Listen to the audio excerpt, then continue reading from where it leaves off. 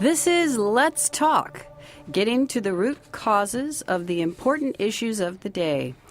This on-the-air community forum believes your voice matters and welcomes all thoughts and views without judgment.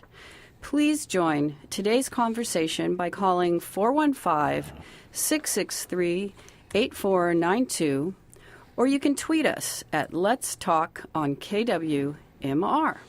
Yeah, I'll be firing up the tweet box any moment now. Your hosts today are Shelley Rugg. Yes. Charles Schultz. Well, hello. And I'm Paul Raffel. And Stephen Hurwitz is having cataract surgery today, so we hope it's all going well, and he'll be able to see so much clearer than any of us. When you call in, 415-663-8492, when you call in, you'll hear a little buzzy noise as I put you in the system. Hang on until I say you're on the air, and then give us your first name or any name. Turn down your radio, and please remember, this is radio. Please watch your language. Because today is such an exciting subject. What are we going to be talking about? Church and state. It's about religion in politics, and in America, of course.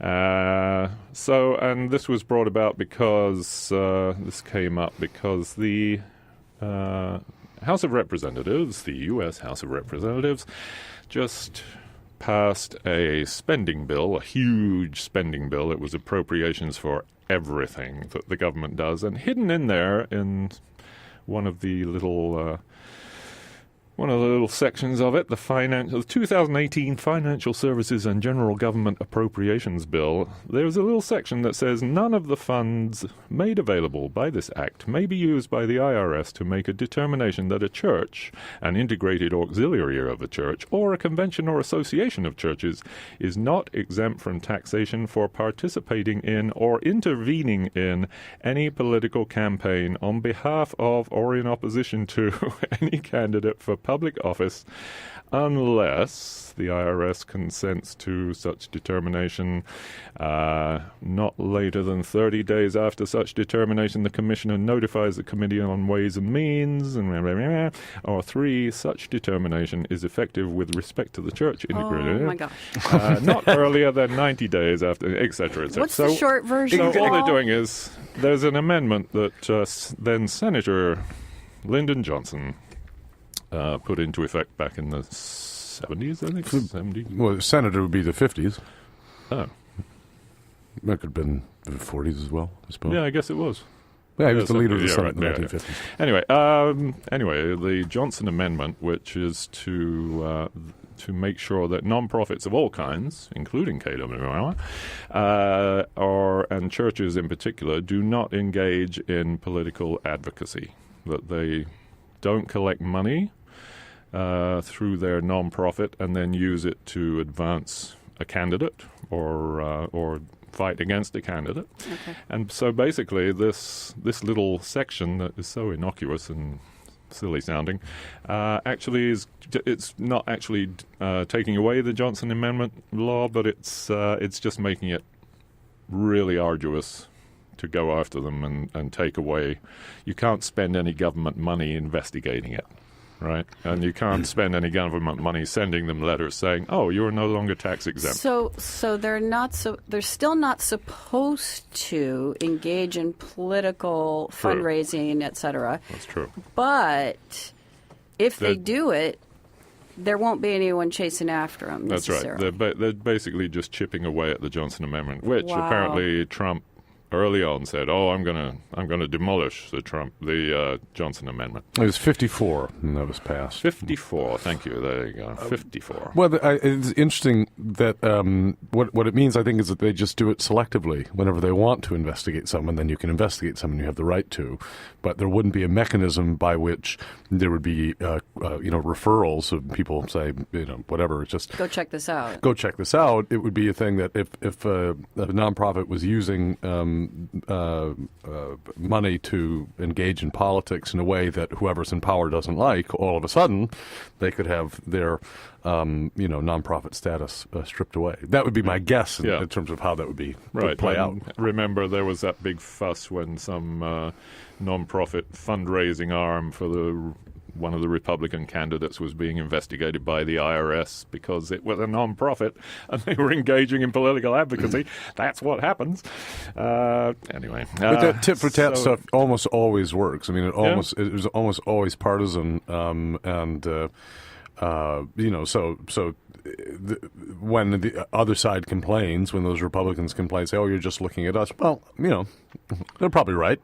Doesn't mean they're not breaking the law. Right. Exactly. It just means that we have a neighbor in Marshall. Speaking of anyone who is in Marshall should call in right now and say anything, as long as it is not profane. Yes, please. 663-8492. Keep it clean, folks. Who works for the Department of Justice, so I just narrowed it down a bit, seeing there's only 4 of us. And he said that he didn't think that the Department of Justice was really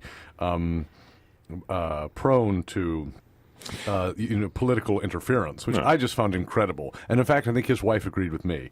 But so I think there are probably lots of people at these institutions who behave very conscientiously, very ethically, et cetera. But you do get the sense that the government just goes after whoever it wants, whenever it wants. Right. And so has any church landed in trouble for violating the Johnson Amendment? No. The IRS has rarely moved to take away a church's tax exemption. Only one of more than 2,000 Christian clergy deliberately challenging the law since 2008, because they've been doing this. They're doing something called Pulpit Freedom Sunday, where, because we're somehow diminishing their freedom by not allowing them to have political discourse in a church. Since 2008, only one has been audited and none has been punished. So there you go. It's a ridiculous thing. The Alliance Defending Freedom is the big conservative group behind this, and it's mostly white Protestants and evangelicals who want this to go through. Well, it's funny. I don't know if this is true, but you can remember back in the 60s and early 70s, there were a lot of radical, mostly high church Protestant, preachers, and they used to host, conversations about the Vietnam War, and they were engaged in a lot of political activity. I wonder if anyone went after their tax-exempt status back then. The anti-war. And you see, if a religious group got really into an anti-war or an anti-imperial or an anti-corporate, sort of mentality, what would happen to them? I don't know. But we talk about two different things, though, right? Because, the French Enlightenment in particular hated the idea of the power of the Catholic Church, its institutional power, right? Not just its power over people's imagination. So kind of two different things here is they didn't want what they saw as this kind of theocracy, this creeping theocracy. They were really strong opponents of Catholicism, of the Catholic Church in Europe. But there's another thing, your suburban Episcopal minister that is against the war and is going to host this anti-war stuff.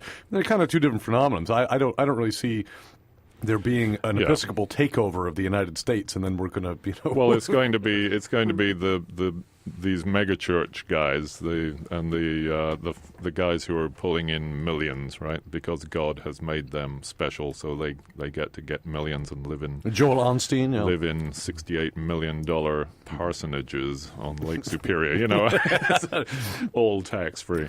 That's really obscene. So that's where the money's going to come from. That's where the influence is going to come from. These thousands of people who give generously. So to someone the church. like him who's, clearly reaped major wealth from the church that he leads, as an individual, is it, okay for him to donate to a politician? As an individual? Even though he works for the church? I guess so. I mean, vicars can vote, right? priests Right, can so yeah, without that's it a coming trick. Yeah, directly right. from the church, it could still sort of Right. funnel through the church I that guess so. way. As long as it's not non-profit funds that are being used, right? Okay. Or funds that go to the church. Non-profit, really. Anyway, Joel Osteen, yes, it's a non-profit business he's involved in. Oh, religious businesses, but I mean, we tease. See, I always have to speak up for the Bible Belt. We tease these people, but we are surrounded by them. They just aren't Christians. No, I mean, coastal California is overrun with religious business people. I particularly like Richard Baker, who on his Wikipedia page, it basically just dedicates most of the time to all the great fundraising he did for the Zen Center. This is a major accomplishment, which is I think fair to say. But my favorite, this is a slight tangent here. There was an occult religious movement in the 1930s in the United States called the I Am movement, which is basically this rather inane fellow climbed up Shasta, like so many other people who climbed up Shasta, and thought that he, had some tremendous vision. Contact. Blah, blah, blah, blah. So anyway, he dies or ascended to a higher plane, depending on who you ask. And his wife and his son are sued by people who had donated to this group, saying that this is so bizarre that they are clearly just fleecing people with these outlandish beliefs. And the Supreme Court found, I'm trying to find the name of the decision, the Supreme Court found that you couldn't prove that people didn't believe it. You couldn't prove that Mr. and Mrs. Ballard and their occult I Am movement were lying, in essence. So they got to keep the money. Yeah, well, when it comes to matters of faith, proof means nothing. It really doesn't. Oh, by the way, kind of talking about faith, a Christian numerologist is telling us that Saturday is going to be the end of the world. Oh. This Saturday? Well, we got to have a blowout. September 23rd, because I declare Bender. it falls 33 days after last month's total solar eclipse as proof of his prophecy, because Jesus was 33 when he died, and the name Elohim, which is the name of God to the Jews, is mentioned 33 times in the Bible. So therefore, Planet X, Nibiru, whatever it is, the hidden, the planet that no one can see, is going to crash into the Earth on Saturday. When he was asked if he could be interviewed by NPR, he said, "Not free till next week." That is hysterical. He clearly has a much better sense of humor than anybody at NPR. I mean, look, don't give him any money. But you can see we have a secular version of this, and it's foundations and foundation money, which was always a tax dodge. Your two first foundations in the United States were Carnegie and Rockefeller. It was a way to hide their wealth from taxation. And to this day, you have massive concentrations of private wealth that are protected from taxation, mostly by things like foundations and nonprofits, and so it's a religious problem. And I think that gets stuck in our craw because some of us might find that to be particularly absurd. But it's a secular issue as well, where these fortunes that should be broken up by progressive taxation remain intact generation after generation after generation. So I think it becomes a problem more generally in the society. Again, here I'm casting the role of defending the Bible Belt. So it's a bigger problem. I think it's bigger than religion. It's about can people have that much wealth? Hide wealth under non-profit status. Yeah. If you hate nonprofits, call KWMR, which is a 415-663-8492. Your opinion on the division between church and state and the out-of-control nonprofits that dominate all of our lives. Yeah. Carry on. Well, so, I mean, I'm not seeing that there's going to be it's going to become a religious regime or something, although, who knows, why not? I mean, look at the money they're pulling in. But it's their last gasp, isn't it? I mean, there's this thing about evangelicals believing they're the most persecuted people in America, more than blacks, Hispanics, Muslims, atheists, or Jews, because it's in the Bible. Gracious. Because there are many, I will send you forth and you will be beaten and blah, blah, blah. Is that a direct quote? It's something So like they that, expect... There's a whole list of these okay. passages which, and so they are, as Christians, as evangelical Christians, as fundamentalists, they feel They are still threatened. What I'm curious to clear up is this idea of religious freedom, which, when I hear that phrase, religious freedom, to me means the freedom to choose and practice the religion or not of your choice. Yeah, exactly. And that we can respect each other's choices. But it seems that some people feel that they don't have religious freedom unless they can convince everyone else to choose their religion. Or Right. they want to put religion in schools, part of the educational system. Well, this is okay. Yeah, well, that's what it's taking part in government in that way by influencing boards of education. You know, you must have creationism in there because we all know that the world is only 6,000 years old and it has to be given equal status with science, right? Well, I think, to me, there's a couple of things that come to mind. One is that because, as Paul was talking about faith, it can't be disputed. Therefore, it cannot be a political question. Because if I say that I, have this particular belief, there's no way to have a rational debate about that or find evidence for or against or whatever. Some people pretend that you can, but essentially you've made a claim that cannot be proven. Right. And so that's what makes it so poisonous when it infects public life. And so I think that the position of the Founding Fathers was, or just what I understand to be America's secular tradition, I should say, is that is perfectly your right to have as a part of your private life. Mm-hmm. It's just simply inadmissible publicly because it's so divisive and because it's a divisive issue in which there is no right or wrong answer in essence. And people pretend that there is, but you see how quickly it becomes just this little angry tit for tat. You have to sit and listen to, Sam Harris and Christopher Hitchens and Richard Dawkins being really boring, and then the loony bird Christians there who are saying, no, the world's 4,000 years old, and that's like awful. But to me, those things are beyond debate. It's just not. And I would say there's a secular version of this too, which is if somebody says to me, if Paul says to me, as he has many times actually, I was a little bit private, but that he was not a man, in fact, he's a woman. Well, what am I going to say? No, you're wrong? It really can't be disputed. And so for me, it becomes a really problematic thing to build any kind of politics around because it's a subjective claim that there's not really anything we can say about. And we have a caller. How about that? We do have a caller. Caller, you're on the air. What's your name, please? And please, keep it clean. My name's Charlie. Hey, Charlie. Hey. Hello.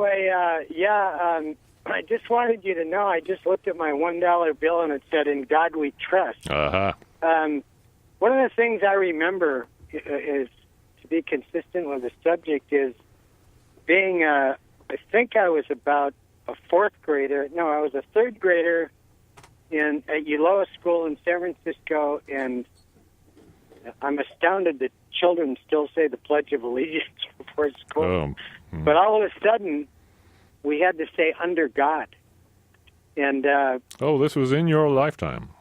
Yeah. Oh, yeah. Yeah. I was probably 6 years old, and that always sort of blew my mind. I mean, obviously, a lot of people don't want a religion to run a country because then all the other religions would probably get stomped on.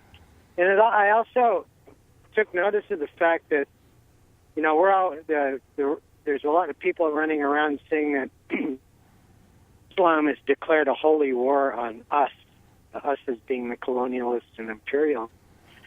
And I noted that who did we take out? We took out Gaddafi and Hussein. Secular people.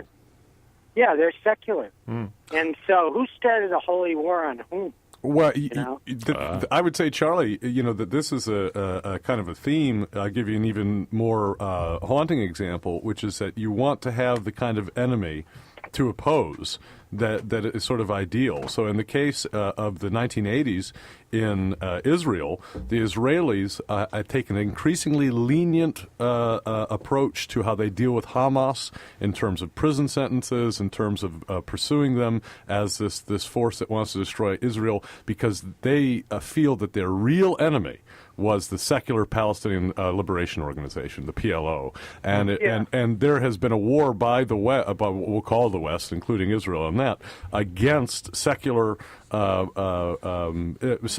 secular movements within the Islamic world, because we want that enemy. We want to fight Hamas. We want to fight Al-Qaeda. We don't want to fight the Ba'ath Party. We don't want to fight things that are, were essentially like the Ba'ath Party, quasi, socialists in many ways. It was the Ba'ath Party was founded by a Syrian, Michel Aflaq, who was a Christian. Yeah, they were French. They were French influenced, I think. Well, sure, and it's just that's not a good enough enemy. How do you get Americans willing to spend $750 billion every year on war if you have an opponent who is apparently or can be, could be seen as rational in some way? But if they're a religious opponent, then you don't have to treat their rationality at all. You simply dismiss them as fanatics, jihadi, Yeah, whatever. it pushes deeper buttons in other people that are members of other religions, yeah. Well, and think about how to get left support. Now, you had until the very early 90s in Israel, Israeli Jews who were protesting in the streets in a small way for the rights of Palestinians. That is gone now. Israel is a much more extreme society today than it was 25 years ago. I remember I lived and worked there for a while. Well, and this has been. You can go back to the kibbutzim. This is an interesting thing. Ben Gurion refused accreditation for high schools on the kibbutzim so that the children there couldn't get into college, which was, want to terrify a lefty Jewish parent, tell them their child can't go to college. And it really did undermine the socialist tradition within Israel, little things like that. Yeah, well, the early founders of Israel were pretty straight up and honest. Ben Gurion said, sure, they don't like us. We took their homes. Well, and another one, and when religious Jews started to talk, like Begin, who was a terrorist, and talked about Judea and Samaria, Ben Gurion and Chaim Weizmann, who had worked with the British developing weapons during World War II and was the president of Israel, not the prime minister, they both said, God is not our real estate agent. We just took this place, And they were, it's excruciating, but they were very honest about what was going on. The people that even before the Second World War who were settling in Israel, the European Jews who were settling there, they came out of a very big socialist tradition. The Bund, famously, in the Pale of Settlement, which was a huge workers and the socialist movement of Jews. And there was a real question until the 1960s of which way Israel was going to go. But with the influence of the United States, I think in a big way, Israel became a hardline ally of the United States and joined the Cold War, essentially, on the side of the United States. And that socialist strain in Israeli life, which is very much about the founding of Israel and the people that were in those first aliyah, the first waves of settlement there that had some of that sentiment. Those voices have been drowned out in Israel. Snuffed out. Yeah, and you can see similar things in the United States happening, where people's positions become much more basic and elemental and extreme.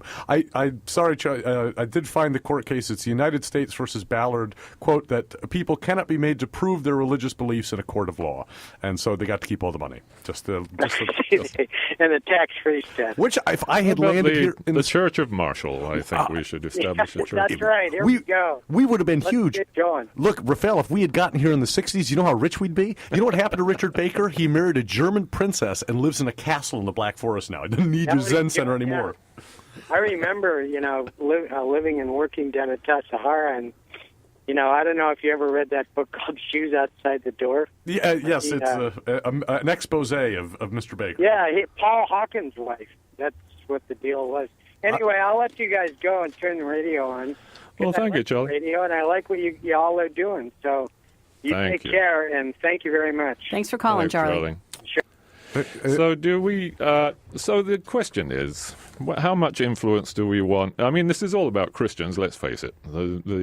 The Jews are not trying to take over government. Some would say they've already taken over society. Those Jews, and the Muslims are not making a play for it. Although they do want to impose Sharia law on the entire world. But I'm not sure if I'm correct about this, but my understanding currently is that as a Christian, it's an important aspect of your belief system that you try to Proselytize. Yes, that you have to witness to people, and that you want to try to bring them into the fold. You want to build the Evangelicals, flock. I think Yeah, that, sure.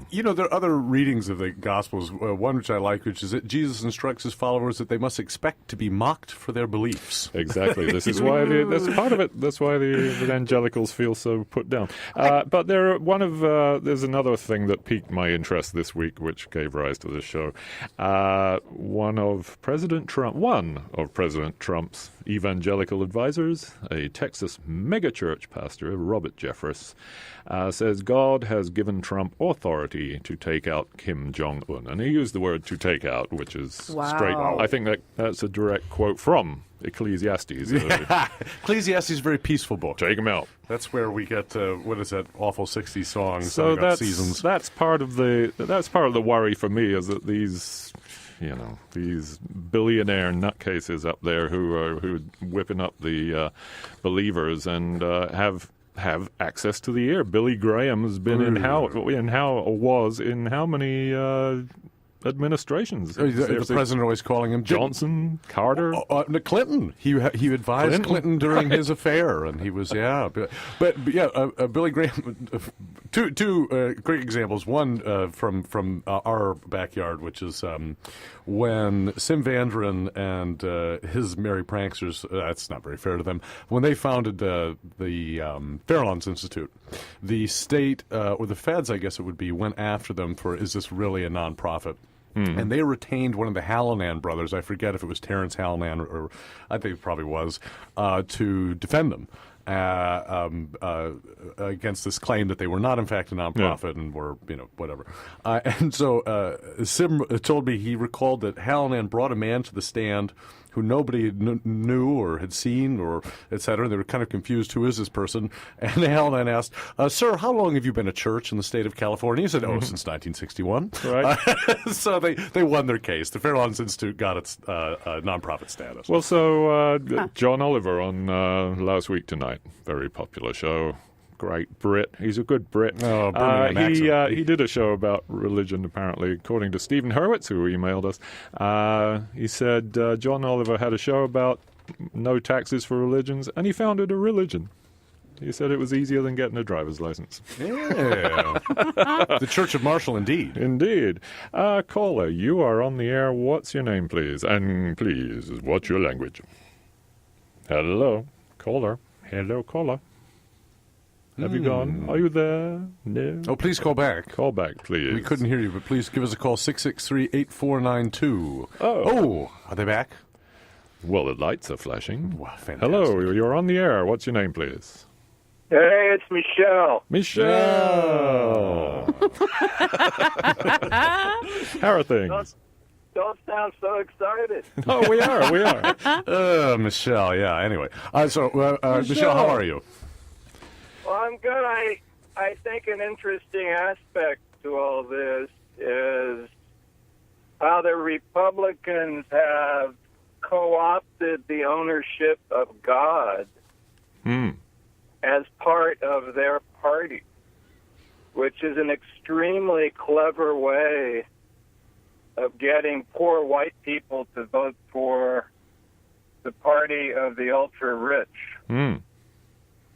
So I think that that's just a different angle on the whole religion and state thing that is fairly sinister. I think, Michelle, I think that was true from the 70s on in a big way. But remember in the primary, the Republican primary of 2016, here's Donald Trump, this grotesque character from Manhattan who is, basically a social liberal. He doesn't dislike gay people, blah, blah, blah. Ted Cruz had all these preachers across Christian denominations. So you have Mormons who and Pentecostals who hate each other, who protest each other's, the Pentecostals and evangelicals protest Mormon holy sites and things like that. Lined up behind Ted Cruz. And they said, this is Jesus' candidate, and it didn't win. And I think that it's closer to say now that those poor white people were persuaded by when Donald Trump said, I'm going to slap a tax on every Ford that comes from Mexico into the United States. That was Michael Moore's claim, said he won the election with that statement. So in the past, I would say that's right. All you have to say is Jesus, Jesus, Jesus, and you win all those states. But here, it didn't function that way. Right, but when you think about how the corporate lobbyists are controlling politics, I could change my statement to say that the corporations have co-opted God to get poor people to vote for them. Well, and the worry is that these mega churches they are corporations, they're non-profit, will do the same, and there'll be unlimited money coming in from the people who have been convinced that these are God's candidates, right? Anyway, that's what I wanted to say, and may God be with you. Well, then the same to you, What do we my get son. for that? Does that mean you're voting for me? Michelle, you can buy me lunch. Thank you, Michelle. Cheers. I think that sort of worked, but it functioned on the left as well, and that was that all you have to do is appeal to diversity and stuff like that, and people vote for you. But now people say, no, we want Bernie Sanders. We're not just doing diversity talk anymore. The third article that made me want to do this was the one that said they did a study. Pew did a study. The atheists are the most unpopular belief. No one will vote for an atheist for president. I mean, it's like this ridiculous. They hate them more than Mormons. And, they are annoying. I mean, I wouldn't vote for Sam Harris. He's an annoying little turd. I'm an atheist. I'm not annoying. Yeah, but you don't go around telling people about how much you hate religion and blah, blah, blah, blah, blah. Anyway, this is KWMR, 90.5 Point Radio Station, 89.9 Bolinas, and 92.3 FM in San Geronimo Valley, broadcasting live and streaming on KWMR as well, .org. Programming is brought to you by station members and the Bolinas Hearsay News, serving the Bolinas community since 1974. Information at 415-868-0138 during office and publishing hours, 9 a.m. to 12 noon on Mondays, Wednesdays, and Fridays. The Bolinas Hearsay News is available at most downtown Bolinas businesses. And support is also provided by the Bovine Bakery, located in Point Reyes Station, providing West Marin with pastries, coffee, soups, quiche, and pizza. Made from organic ingredients, open 7 days a week, the Bovine Bakery. And we're also supported by our listener members and Nick's Cove, restaurant and cottages, located on the shores of the Tamales Bay. An historic, award-winning restaurant and bar with 12 restored private cottages. Nick's Cove is open 7 days a week, serving fresh local seafood, oysters, meats, produce, and cheeses. Reservations available at 415-663-1033 or online at nickscove.com. And this is Let's Talk Call-In Radio. Please give us a call.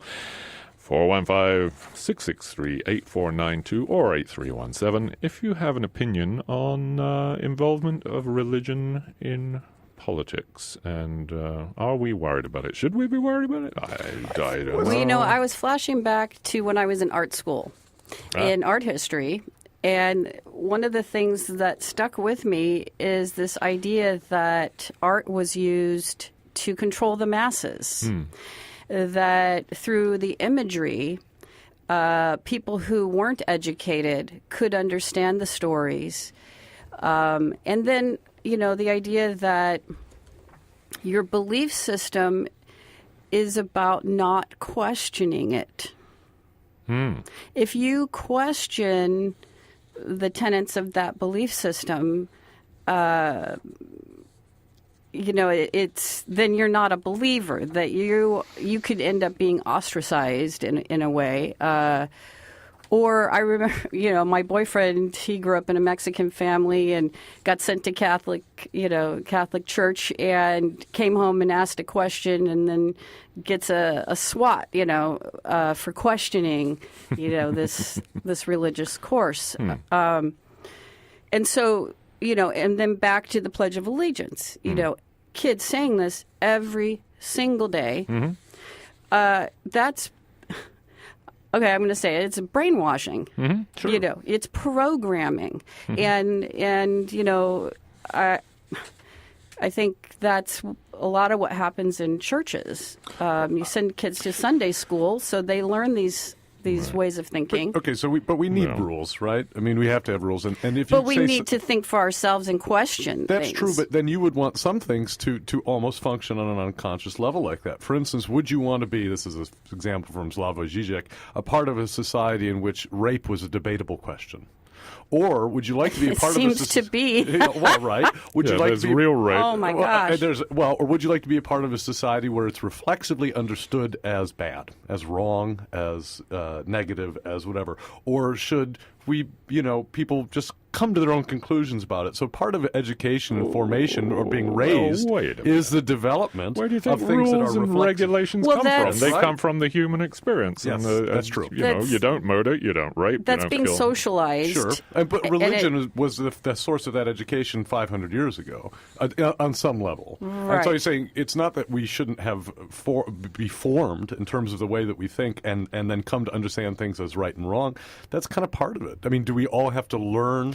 But I think- each. No, we don't, because I think it's the part thing of who we are. the point I'm basically. trying to make is about instilling this notion of not questioning authority. Right.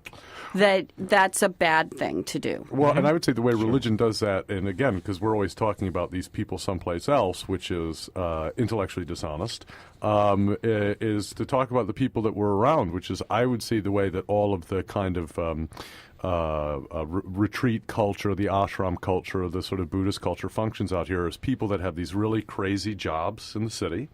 That are really awful and make them very unhappy, and they come out and they get their treatment, and then they go back and then they come and get the treatment again, and then they go back and they come and get the treatment. It's this life is therapy, and the therapy in this case, in many cases in coastal California, is religion, not Christianity, but other kinds of religions, and I think that has a very pernicious effect, where you're never confronting the source of your essential alienation and unhappiness, and you're always doing this palliative thing where you sit in the lotus position for a weekend, and you go right back to managing Chinese slaves for Apple. The idea. I mean, that traditionally, and especially the Catholic Church, where you're absolved of sins, whatever they are. I know what your sins are. Well, they get to do Call in if anything you know during Paul the sins. week. They become these dark souls, and then 5-minute chat with the priest, you're done. This is why people like Nietzsche hated, and the earlier Enlightenment thinkers hated the concept of the Christian soul, because it was this Christian hypocrisy, this get out of jail free card. I'd say the problem is we've retained the hypocrisy, we've just jettisoned the Christianity. So it's very smug for us to say, oh, look what they do in Texas, or look what they do in Mississippi. We do it out here, it's just there are no crucifixes. Hey, there's one of the mega churches, Redding, California, one of the biggest churches of all.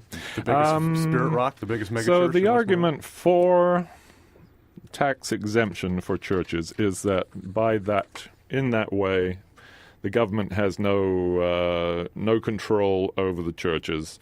If you tax someone and they don't pay, if you tax an organization and they don't pay, you can shut them down. And that was part of the decision, Supreme Court decision back in 1970.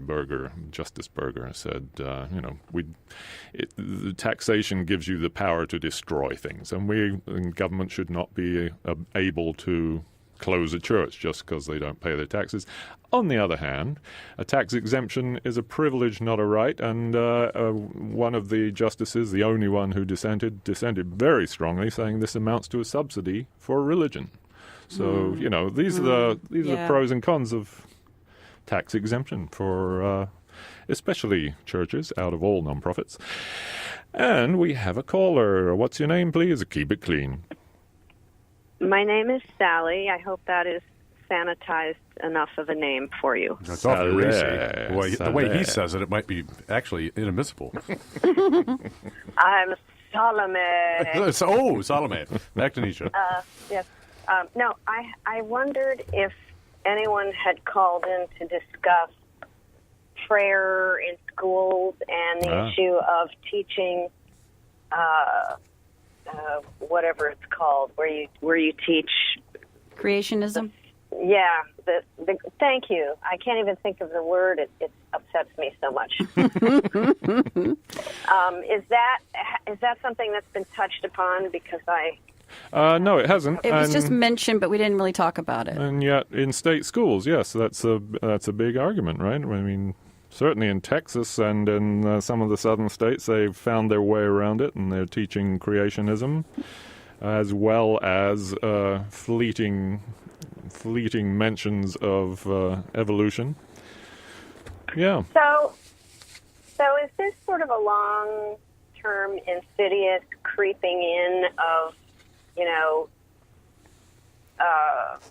God and religious dogma into the schools? Because I remember, and I'm like really old, I remember saying, well, seriously, the Lord's Prayer, I think, in school, or maybe if it wasn't the Lord, maybe it was that, and also when you pledge allegiance. Under God.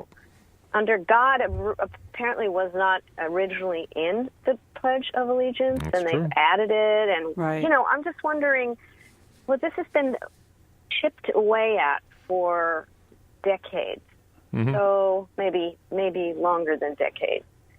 Yeah. I don't know how you reverse it, because what I think, this is fairly apocalyptic of me, but I do think that the more drastic things become, and clearly things in the world are becoming quite drastic in terms of weather and resources. It'll be over on Saturday. Yep, over on Saturday. Just kidding. Go on. Oh, okay. Planet X. Everyone's saying that, but I've got plans. It's my granddaughter's birthday. We'll see. It won't be over. Okay, good. I don't know. I just wonder. I don't know. I forgot what I was saying. Well, I'm you're- sorry. Well, I You're think- worried by the creeping influence of the remember. church. Yeah, no, what I remember. Yay. The thing is that it seems like people are going to become more deeply entrenched in believing in the fantastical or the spiritual or the mythical, and less inclined to be rational as weather events become more intense, natural resources are diminished and or destroyed, and It's all an act of just God, get huh? harder and harder. Well, I just think it's human nature that this is what I think about a lot, is the sort of the scrambling of humanity, the wild, irrational, fear-driven, hysteria-driven sort of activities of humanity. And I just think about it a lot because of the unmentionable humanoid who is the president, sadly, of this country, of ours. I don't know. I mean, I don't mean to be Mrs. Doomsday 2017. I just feel like this is an interesting response. And then so the church, the whole institution of the church insinuating itself quite aggressively into government is just sort of part and parcel of that. In fact, we are vulnerable to that more than ever. As disasters become more common, weather-related disasters, God, everyone will be praying a little more. Make it someone else, not People me. are just scared. Yeah. And our infrastructure, just the general decay of things, but at an accelerated pace, causes, I think, if not an overt hysteria, certainly a subliminal one, which then impairs rational thinking and rational behavior, and then you get mob behavior. And I just think that this is sort of like setting the stage. Call me crazy. Well, I mean, Sally, I think that those problems are contained within because Shelley made the point that this is about an unquestioning relationship to authority. But a pledge of allegiance without a mention of God, a public It's still a pledge of allegiance. a compulsory system of education to create good factory workers. Oops, no more factories, so now they're just holding pens for people that can't be employed. Mandatory public education was already a system by which people were formed or brainwashed or whatever you do. So now you can say this new form of it is less nice, but the essential situation to me is the same. Pledge of allegiance with God, pledge of allegiance without God, both of them I think are abhorrent to some ideal we have of freedom. Right. Well, did anyone, when you were a little kid, did you ever just go, why am I, like, what's the point of this? Because I Of course. didn't see the point of it. Right. I just wanted to go play in the woods. Well, when I was a little kid growing up in England, I went to state schools, and every morning we sang hymns and recited the Lord's Prayer. I was an altar boy and a lector. You know, I just flashed back on when I was a brownie and a Girl Scout, and at the time, I did not realize that all these little cute songs we were singing were all religious.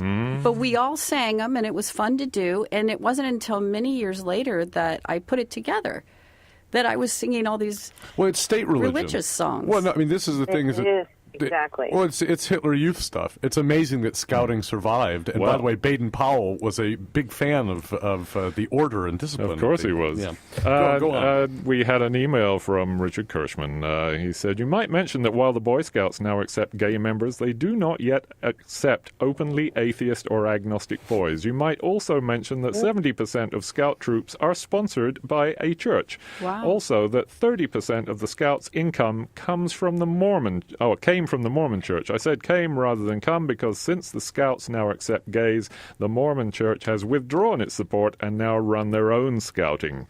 Churches may award merit badges directly. They don't just come from organized scouting. I never knew that.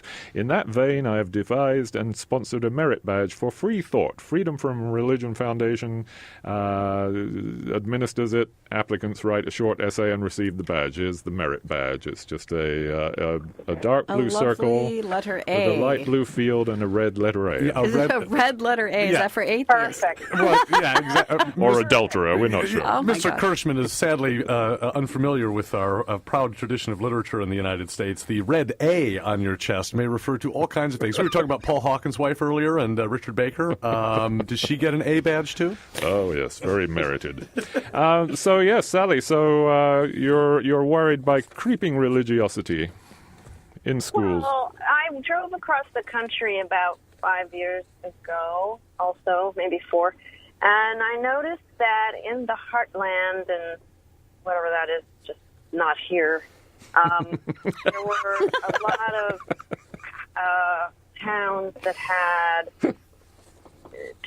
like Youth for Jesus kind of storefronts, and what I figured out is, or what I surmised, was that the storefronts, because there's so many empty storefronts across America, in fact, there are thousands upon thousands of just ghost towns, but the little towns where there are populations still living there have these little probably have a lot of empty storefronts. So I believe that the Chamber of Commerce is all linked in here, and maybe they're donating a storefront so that there are these places for kids to go, teenagers, and they can get with Jesus. Yeah. And, it's true, though. My girlfriend and I were driving across the country, and we were just sort of like, what is happening here? Why are all these kids wearing T-shirts with crosses on? And then, of course, there's a lot of Christian rock, which is also another thing that, Yeah, music Christmas. is a great way to influence.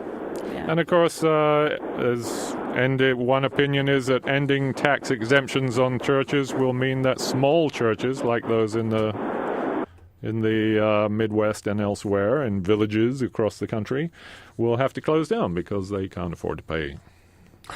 taxes. I think that you go up to Sebastopol, or not Sebastopol, you go up to Camp Meeker on Bohemian Highway, you see the Catholic Christian Youth Organization camp, Catholic and you see the Presbyterian camp, and this camp, and that camp. I would say you need to look at economic realities here, too. The difference between the kids that go to the Christian camp and Camp Meeker and the ones that do it in Kansas, a lot of what you're looking at is economics and how much money people have. The other thing is that it was a function of the Cold War in the United States to take away an idea of freedom from people, take away the idea of a better a world that we could live in, replace it with you could have a better material existence. And then now at the end of the 20th century, now into the 21st century, we having removed dreams of the future during the Cold War, we have also removed material well-being, and you leave people in a condition where they have no meaning and they live increasingly dismal lives materially. So the next life is going to be great. Well, you've created the conditions in which we were talking about Islam on this show before. It was that same problem. You create the conditions which people will be inclined to believe in the idea of a God that is going to redeem the world and this and that and the other. So, Sally, we're getting a lot of road noise in the background, so I'm going to have to... Yes, I'm on the road for Jesus right now. On the road for Jesus. On the road for Jesus. I'm on the road for Jesus. Okay, thank you so much. Thank you, Sally. Thanks for calling. Thank you, Sally. On the road for Jesus, that means she's going to drive off the bridge? What does that, does that imply? But Jesus does own the airwaves in the middle of, well, actually, as soon as you get out of the Bay Area until you reach Boston, Jesus owns the airwaves. The radio is... Well, when we were setting up this station, it was, it was very worrying because they were always out looking for frequencies. Many right-wing Christians have convinced themselves that Trump is a leader in the tradition of Cyrus the Great or King David, who, while deeply flawed, can be used as an instrument of God's will. That's why they're lining up behind the godless Trump. Say anything. And the prophets and apostles. This is even alarming evangelists. There's a revolution in American religion, apparently. They're doing it all online. There are thousands of people. The International House of Prayer, yes, IHOP, in Kansas City. And they're calling themselves INC. What is that? Oh, dear. Anyway, INC. Oh, here it is. Independent Network Charismatic Christians. Charismatic Christians. Charismatic Christians. And they're using social media to do it. And they're with the times. Just to reinforce this point, and this is a graph that I can see online that obviously people at home can't see. This is family wealth by group in the United States from 1989 to 2013. The top 10%, massive increase in the last 30 years. The middle 50 to 90% has basically stagnated, has some increase. The bottom 50% of the United States for the last 30 years has flatlined with almost no wealth. So when people start to have more and more extreme and irrational beliefs, you have to look at where this is coming from. For instance, I would say, just again, to bring it back home to West Marin, people who are vegetarians like to say eating meat causes climate change. I don't. I eat meat, and so I tend to look at other things. And I would say people who sit at the top of the economic pile would like to believe that things like religion or racism are the cause of problems in the United States. Because imagine the alternative. What if it's the fact that the top group in the society, this tiny group of people, has all of the money and everyone else is utterly impoverished? If that's the real problem, then it's West Marin's problem. But if it's just that poor people are racists or, blah, blah, blah, blah, then that's somebody else's problem. Then you just need to, or religion is the cause of the problem. Yeah. Then you just need to sneer at people you'll never meet who live in another state. That's sort of joining a club, right? I mean, which is what churches are all about. You join that club, you join that church, and everyone else who doesn't go to that church is somehow lesser. I mean, it tends to breed that kind of thing. Like the Catholic Church certainly did that. And we were right. No, you're in competition and us and they and whatever the in-group, out-group. It can be a wonderful power for good, and that was part of the tax exemption rationale, is that they do the good works for communities. Well, Maybe. Again, we've become the capitalist version of Christianity. Well, Catholic Church again, but the capitalist version, the American version of Christianity, is to go bigger and bigger and bigger and bigger and better and better and better and better, and then it's God's will that we're wealthy and they're still non-profit organizations. It's just we'll get to this in hour 2 and 3, but there are two basic religious strains in the American tradition, and they represent our ideals and the worst things about Americans and American history. One of them are the Puritans.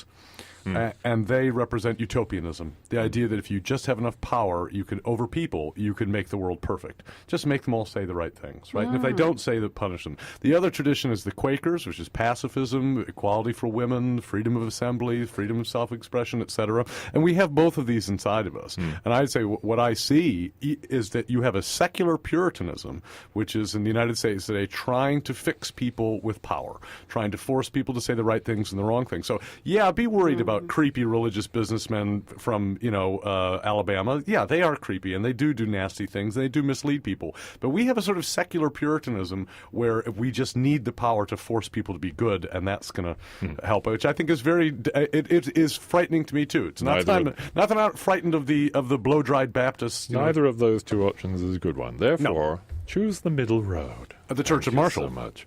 And I'd like to thank everyone for listening today. Thanks to our callers. Wonderful to have people calling in.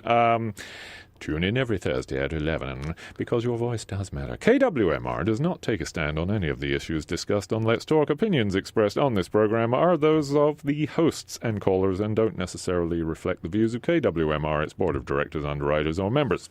Well, look, are we announcing our religion? So is that because we're a nonprofit, right? Yes, I believe so. So we can't be political. No, it's always interesting in election years. years. But as individuals, we can talk about it. They like you to sort of couch it in terms of your opinions. Views. Yeah. Right. But Raphaelia is going to be the secular power, and Charlesism is going to be the religion. How are we going to? We need to divide roles. Carolingian. Caroline. They'll think Carolina's in charge. Thank you so much. Bye for now. See you next Thursday. Thank you, everybody.